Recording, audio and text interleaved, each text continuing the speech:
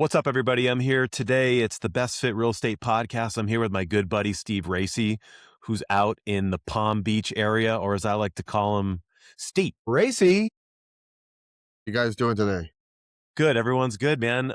Thanks for joining us. I think it's like, I thought it was invaluable to have a GC on here. So far, the interviews that I've done so far have been with realtors, and I've done some stuff with like a mortgage person. But I need to talk to people on the back end. I know you're a GC. That's kind of not just a construction guy, not just a contractor. You know a lot about both sides of the business. So wanted to just give us an intro, who you are, how long you've been a GC for, and what you do. Yeah. I've been a GC for 20 years. I have been building houses or working in construction in different portions of the field because construction isn't just building a house. But I built my first house when I was 18.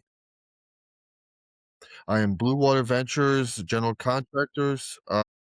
I'm located in Palm Beach, Florida. Yep. And you went to college in Chicago, right? Went to college at Illinois State and I got my degree in building construction management. Awesome, man. So let's kick it off.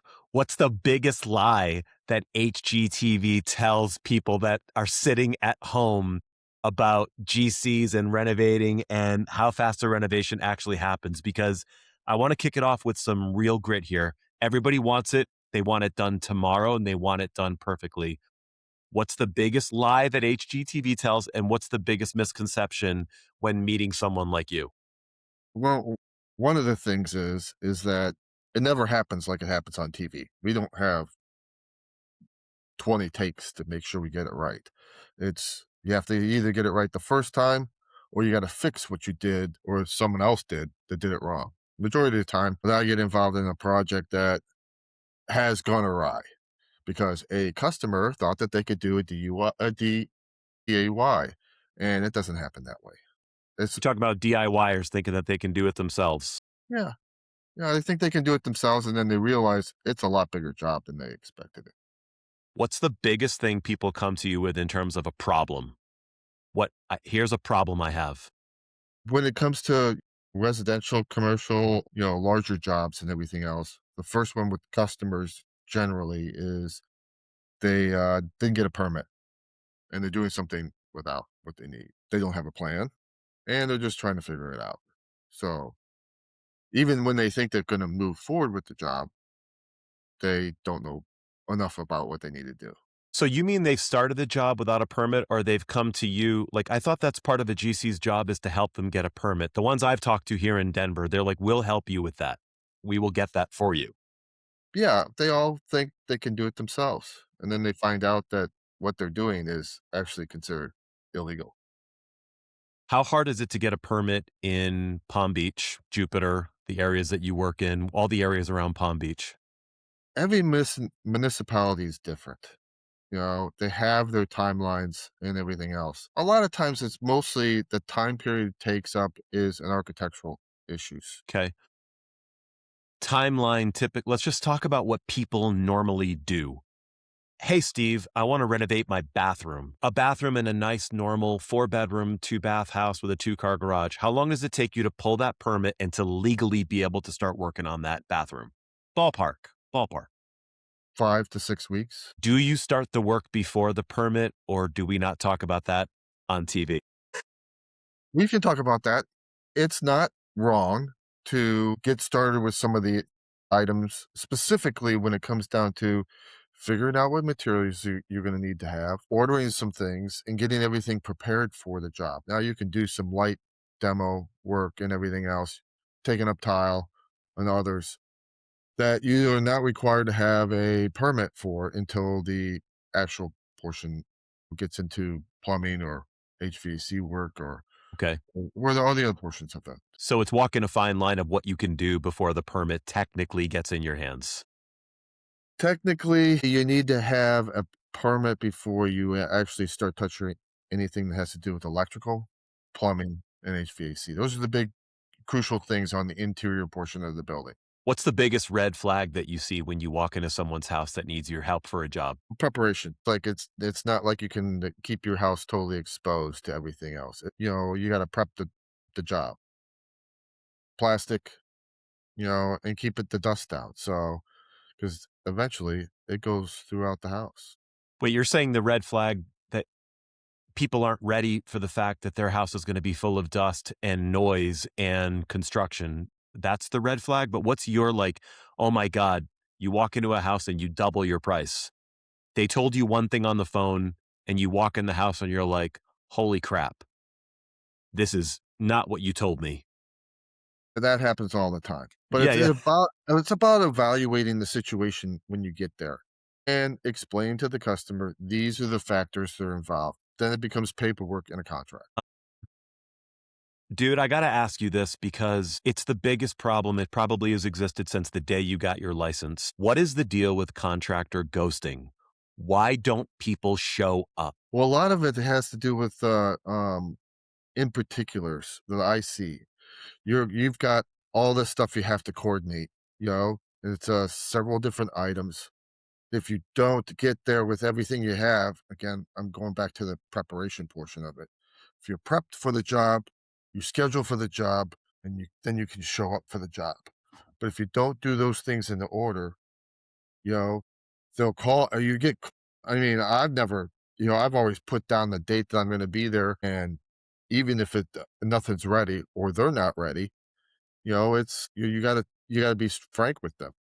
Come Get that, but let me be more specific. What's up with contractors that you hire off of, let's just go, I'm not working with a GC. I hired someone off of Yelp or Craigslist or a friend of a friend. They just don't show up, right? That's the advantage. I want to know what's the advantage of working with a GC because I've had a lot of no-shows. And what I feel like is, and tell me if I'm wrong, and when you're not working with the GC, it's different. They got a better job that pays more money. Even though they accepted your bid, you like they accepted the job, then they get a job that pays more money. Come on, man, let's talk about it. Yeah, well, they're basically, you know, um, contractors that really don't have the background and knowledge to do it on their own, and that's what ends up happening. They then ghost you because XYZ, out of a truck has, no capability of making it, and then they take the next, of course, take the next job, and then they get overwhelmed with whatever they're doing, and then they just don't show up. But it must have happened to you in the past. Have you ever accepted a job that was worth $15,000 literally within a week? You got a job, you had the opportunity to accept a job that was worth 100,000 or a half a million. What do? You have to pay your bills. What do you do in that situation? Seriously. It's all about the communication with the customer and letting them know where you're at on it. You got to stick to a schedule. And, there's a lot of guys out there that don't. They see the green. Okay. But on the far end of it, if you have a bigger job, you just have to push the next one in line. You got to have the personnel, and everybody else has to fit. Your plumber has to make sure he can show up. Your electrician, he has to show up. And if they're not ready, then you can't do anything. So then it becomes a game of you balancing both the jobs without losing either one of them is really what happens, Pretty right? much, but if you get a big job and let's say, you get a, $500,000 job and you have $100,000 job, I mean, your percentages should stay the same with what you're actually making on both jobs. So if they're not doing their estimate and purchasing and everything else correctly and have the contractors necessary, they shouldn't change how much money they should be making week to week.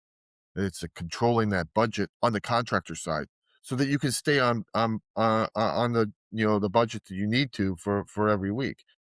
Some people just don't do that. But They're isn't the hardest part of your job scheduling and keeping track of the schedules? The hardest part of the job is pretty much, yeah, scheduling and personnel. And the personnel might be your personnel. There might be personnel that are other people's personnel, and it's babysitting for adults. You've mentioned that to me before. It's babysitting for adults. Yeah.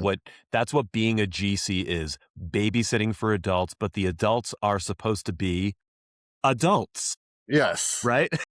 But they end up being babies, and they all, they all have their notions and, opinions and everything else, and sometimes they gotta leave it at the door, you know? You gotta work hard every day, and you gotta be nice, you know? So, you can't let anything get out of control, and you check a whole bunch of stuff at the door before you come in, you know? Politics needs to stay out of it. Everything has to be able to work, and other people might not get along at the job itself. The electrician might get in a fight with the plumber. I mean, there's some pretty salty people in construction and contractors. I know you know that. Just like in realtors are full of weird personalities. Some are great, some aren't great. But I mean, let's face it, like some people in construction are in construction. It's a very hard job, but they may not have the cleanest background. I'm not talking about you. I'm talking about some people in the construction industry. They get a new chance at life and they get to use their hands. So you get a mix of personalities, right? And a mix of backgrounds. And I'll tell you what I found out doing this my whole life is that there is no one out there that's God's gift to construction. You learn something new that's fair. every day. You have to concentrate on the means and methods necessary to complete the project. And That's those fair. things take steps to do it. You can't jump on the top step, try to jump to the top step. It just doesn't happen that way. And if you don't follow the right procedures, you ends up making it double the time period. Is a is a handshake deal out the door anymore? Does that Pretty everything's got to much. be it's Can't okay. you can't I mean, in the state of Florida, in most cases, in other areas, you have to have what's called an NOC, a notice of commencement. So you basically it gives the rights and everything else back and forth. If you're doing a real small job or it's more like services, then that's not included. But anything over $2,500 you have to record with the county. What's the biggest mistake people make? Let's talk specifically about your market. And if you want to give me your opinion nationally too, that's fine. But the biggest mistake people make with like materials or cheaping out, or it doesn't even need to be about cheaping out. It could be anything. Your topic, your question. What's the biggest mistake people make when you've got the contract and you're like, okay, here's your choices of materials. I mean, It's well, I would probably say a lot of it's waste factor. When you go to do certain specific things, you're going to run into those things. And then, because they think that they're buying it for this, and they end up having it ended up costing them a lot more, and that happens all the time. The important thing for customers to understand more than anything else, when they into a job, they need to make a budget. Not just the contractor making a budget for them. They need to make a budget for themselves. They got to know what they're going to be spending. Because you don't want to be sitting at the end of the job and go like, I really wanted to put this thing in here, but the money ran out, So you gotta leave a little bit of fluff in there for yourself if you wanna make changes and move in a different direction a little bit, or colors, or your, materials you wanna put in. how do you protect yourself from getting burned on payment? I know you and I have talked before. I know it's happened to you. How do you walk that balance between asking for a commitment, financial commitment up front, or like what do you invoice? How do you keep yourself from getting burned? Like you're out of pocket 20, 30K for contractors and materials. Well, some of it has to do with the contract itself, okay? And you can only go so far with it in a lot of regards. The other one is, making sure that you're ahead of the game before you get, swallowed up by change orders. You got to get it out there. They got to sign it, and they got to commit themselves to it. The biggest responsibility, or the biggest hardest thing with the customers themselves is that they want to change something along the way, and then you know, they get themselves in the caught in the ringer. I want to shift the conversation a little bit to real estate. It's what we're talking about anyway, right? Best Fit Real Estate helps people find the best realtor, whether they're buying or selling. We know that. Okay. And I know you work with a lot of realtors. I've met some of the ones that you work with. Like I've met John. Tell me what's a great realtor do? What's a terrible realtor do? That's what my whole business model is. Like, tell my audience from your perspective, What does a great realtor do for their client? What does a crappy realtor do for their client? Okay, so in my opinion, and then everything else to try to move with bad into the worst Yeah. is, the good ones are the ones who are out there. They hustle every day for that dollar. Yes. Okay, it's Yes. hustle. Yes. The bad ones are the ones that just think that, "Hey, listen, it's gonna come to me." So, don't they get caught up in everything else, and they've got some good projects and things, and they've made some pretty decent money, and then they just kind of, like, wean back into that depth, and they're not communicating with the clients and everything at all. They just leave it out there and think that because it's on MLS, they're gonna get a sale. Guys, I want everybody to hear this, what Steve is saying right now, because he works with realtors all the time. They bring him clients. A listing realtor cannot just sit back and put it on MLS and expect it to sell. They've got to do what, Steve? Open houses. They've got to spread the word. They've got to let their other realtor, like they do those things where they have like an appetizer party at the listing for other realtors. It's called like a realtor VIP in Denver. They host events for other realtors. They spotlight it. They advertise it. They nowadays they're even furnishing it, like staging it and covering some of that staging costs. I mean, talk about that. A nice new trick now is the staging portion of it is not as necessary as what it was what you needed before. There's a lot of AI technology Yes. stuff that can actually do some Yes. things that are out there to make your I mean, I had just did, last week a project that had there was no drywall up at all. But I made it so that I had the tile down, the drywall up, and deer coming up to the back door. And it was a excellent a nice little selling tool that I could put in and show what the final look is gonna look like. You wait, Same you thing in real AI'd estate you do. AI'd a deer coming up to the back door. The sliding glass door. Yes, absolutely. That's It great. was a house out in Wellington that I was looking at and showing for a customer what it would look like at the end, and it was just happened to go past this area. It's mostly a equestrian area, and there was a deer. And I go like, "Well, that would be cool to put in the video." So I put the deer in the video. And he came up and almost went in the house. It's a nice little video to do.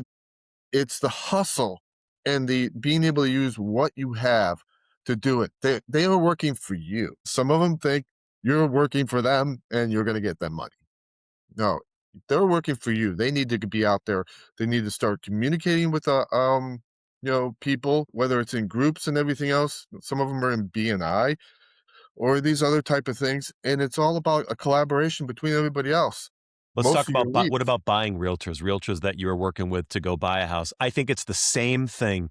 They don't I want a realtor if I'm gonna if I put someone with a realtor on the buy side, I want that realtor to wake up every morning and make sure they email the person every day on what just came on the MLS and they're out there looking at it. They've got to be on top of it. I'm not going to give away names, but I have worked with a couple realtors in the past where I found the house. I just needed them to do the transaction for me. Like, what do you think about what makes a great buying realtor? Like the realtor that. There's several different things that I see when I've talked to them, and where I feel like that I've had to do when I've done it when they didn't do I felt like they didn't do their job was the comps that was necessary for what they're gonna be buying and how they're gonna step into it, you know? And if they don't have their stuff together, then it's just not gonna it You can doesn't say work out shit. as well. No, nothing's gonna, the shit's not gonna fall from the sky, you Right. gotta work for it, and some of them just don't, you know? And the great ones also know about some houses that might be coming on the market that aren't on the market yet, right? They've got connections with their neighbors or their other realtors that'll go, "Hey, this is gonna be off market," or, "Hey, my client's gonna be putting this property up on Friday. Do you wanna bring your client and be the first one to look?" Like, it's gotta be connected. They have to work their ass off. Yeah, well, and it's communicating back and forth from other realtors and knowing the neighborhood you're working in. There's some that would be more of a, Wellington type realtor, and then there's a Jupiter realtor, and then there's a downtown West Palm Beach realtor, and knowing those connections of where they're at and mainly doing it on their turf, and I know people who are more downtownish, and I know people who are more out in the equestrian area. I know some that are on the river in Jupiter, so that they know what each individual area is, and when it pops up, they're usually the first ones to know. To me about what's going on in Palm Beach right now in the real estate scene. I feel like you know more because you're on the ground. You're talking to people that are maybe they've got some equity in the house, but they wanna fix it up, or they're fixing it up because they're about to sell, or just maybe you talk to some buyers. Like, there's no wrong answer here. What's going on right now in Palm Beach? It's busy season, right? Yeah, it's just getting started really when it comes down to it. This is we're in season. Okay, Yes. so a lot of people are here in West Palm that aren't here permanently throughout the year because it does get pretty darn hot in It Florida. gets a little steamy in the summer, and some people don't like it, and I'm one of those people that I actually love the summers in Florida. I know it's brutal, but the streets aren't as crowded, the traffic's not as bad. Sorry, go ahead. I don't wanna Yeah, interrupt. so it is. It's a so right now, usually at the first of the year, it's not as busy for others, but showings are there. Okay, sales come later on. Okay, yeah, it always takes a little bit of time before anything else happens in between it. We're not You know, we pre now, so a lot of times we prepare for this time of season too. Most condominiums places that are down here, if you're gonna get into a condo, you can't do any construction work during that period of time because, you don't wanna hear your neighbor pounding on most of them 'em aren't gonna be available, you have a certain time frame. But we go back and forth with cycles in the season. Most of the time you're prepping for other jobs that's gonna happen in a month or 3 months down the line. The realtors that are out here are right now very busy. They're They're getting busy. calls all the time, and I'm getting calls about what can we do and how much is this gonna cost? And we're looking at a property, we're looking at this. A lot of it's looking right now. Are you getting busy, or are you booking more jobs? I'm booking some other jobs and things are starting to pick up, but I also don't just do, houses. I have, you know, a Commercial, lot of right? yeah, Commercial I got a lot stuff? of TIs. I got tenant improvement jobs where someone's got an office or they're gonna do something else or they have a business that they're gonna put in there.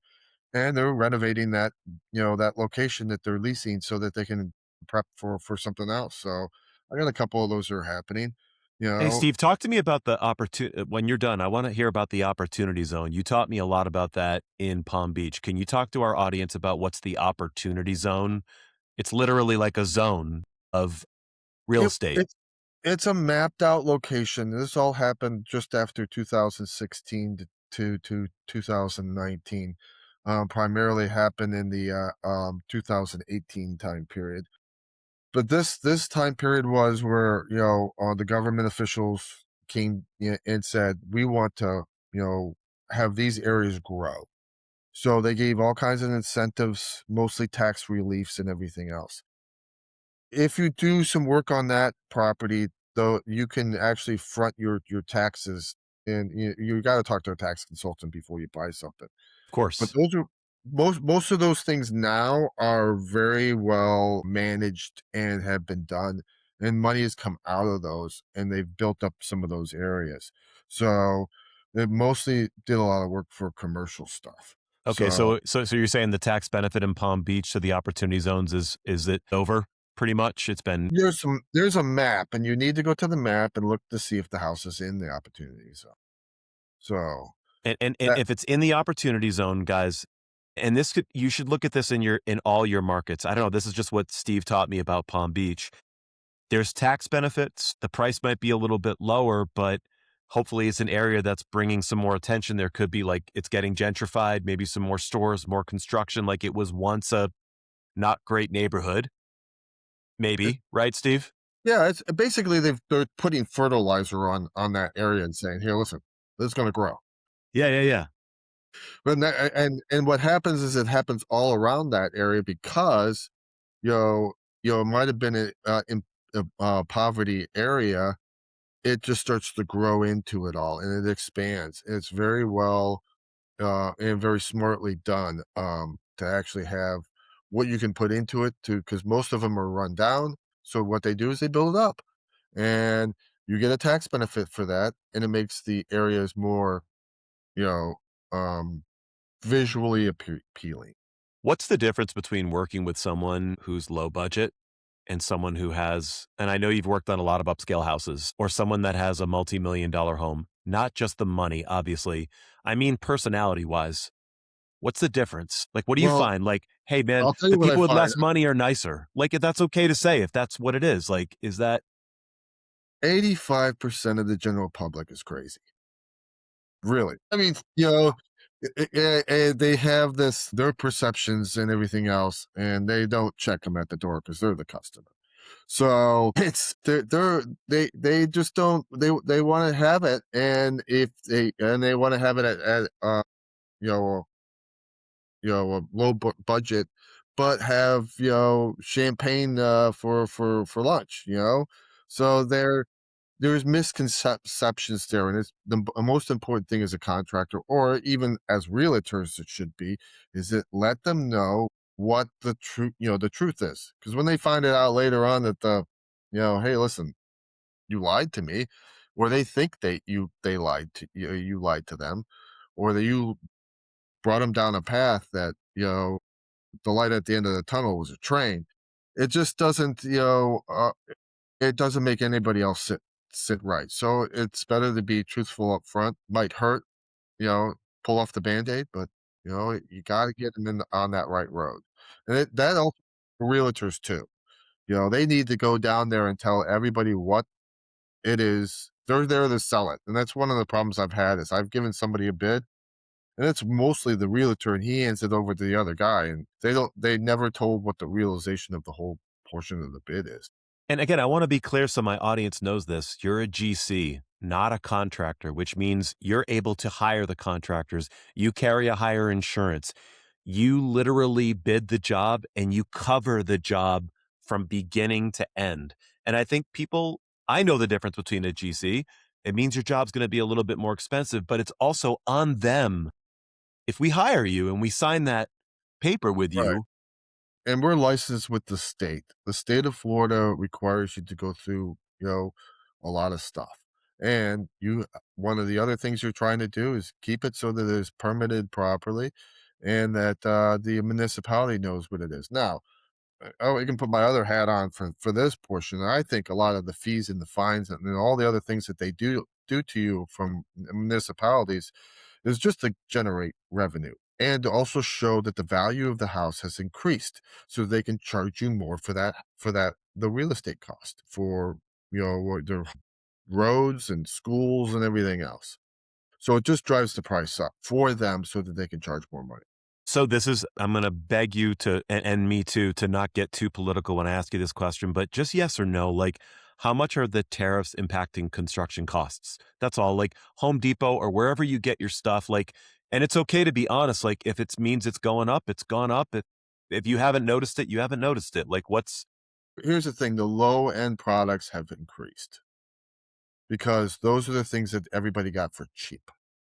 But, the reality of it is that it really hasn't touched us that much. It's mostly the low end products. The more expensive stuff is still very expensive, okay? Let me put a number on that, okay? It is they are still expensive, but it hasn't really changed a lot. I haven't really seen any huge differences between it all. Oh, it would be, nice if we had our concrete trucks not start still charging us for the fuel charge and everything else that they grandfathered into it. And there's some other things here and there that I don't like about how we're getting, messed over. So it's just, prices have changed. They haven't gone up extremely. It hasn't been a tariff thing. Actually, the cabinets and stuff like that I'm getting, they come from Vietnam. They don't, and their price ratio is pretty darn good. okay, so then So what you're saying is you've pivoted. Maybe you don't get your stuff from China. Maybe you get it from another country that the tariffs haven't they haven't impacted. affected it. I mean, really, it's where you're going to get it. Okay. And if it's more expensive, you're pivoting to the next thing to actually have it done. Um, I know we're going to wrap up here, but I just wanted to ask one more time, and I know we've probably covered it, but like, what's your biggest advice when my audience is looking for a realtor from your perspective as Steve, just a normal person? Steve the GC, whether they're looking for a buying realtor or a selling realtor, like what's the one thing, and you could talk about it Florida or you could say nationally, biggest I advice? would say nationally and everything else, go do your homework on that person. Let me Your do the realtor homework. is what? Let me do the homework. That's my Well, job. let you Yeah. do the homework, yes, or ha yeah, come to someone and have them consult you on who's the best person to do that. You like I was telling briefly beforehand, there are even in, Florida, in a smaller area in Palm Beach, there are different areas that more realtors know more about than anything else. So it's important to have that, situation. So if you are a Jupiter realtor, if you're a Wellington realtor, if you're a downtown West Palm Beach realtor, if It's you're a local. Palm Beacher, it can be very local. Not saying you can't get the one guy to do a house that's in, Boynton Beach, but, you want someone that is actually that's their neighborhood. So one of the things that we've done here at Best Fit, and Will has helped me quite a bit with it, is we've built our software to help us find the top realtors in the market. Then I interview them, and then I put them through the ringer, and then I introduce them to my client, and I make sure they're best fit for my client, whether they're buying or selling. So I agree. I couldn't agree with you more. Wrapping up, I just want to know, like in 30 seconds, why should someone trust Steve and Blue Water Ventures? Why hire you? And then I want to get your email and let everybody know your phone number because I want people to reach out if they have questions for you. Well, for me, and then what I'm actually sometimes I'm looking at the customer saying, I don't know if I wanna, be a partner with them because basically it's a That's partner. fair. That's fair. And vice versa. You want to come work with me to do the job. I want to do the job and do it right. You know, I don't like to cut corners or do anything else that's not, and I'll call my guys out on it when they do something wrong. I will be, and I always have been, a technical contractor, with whether it's, software, schedule, but again, the hardest part about doing this job is the babysitting for adults. So, Can you give us your work email address and phone number for customers to get a hold of you? yes, my phone number here is 561-339-6128. That's my direct line. 561-307-8067 is the office number. My email address is steve at Blue Water Ventures with an S, gc.com. Awesome. Thanks, Steve. Will, I don't know if you have anything. My producer is doing a great job making sure that we stayed connected and everything is looking and sounding great. Not sure if he has any other questions that he wants to come off and say hello, but if not, we'll Okay, wrap this we'll up. wrap it up. And thank you so much, Just, Steve. make sure you keep calm and let Racy handle it. Yeah, that's a great way to end. Keep calm and let Racy handle it. All right. I think with that, Will, we're going to wrap things up.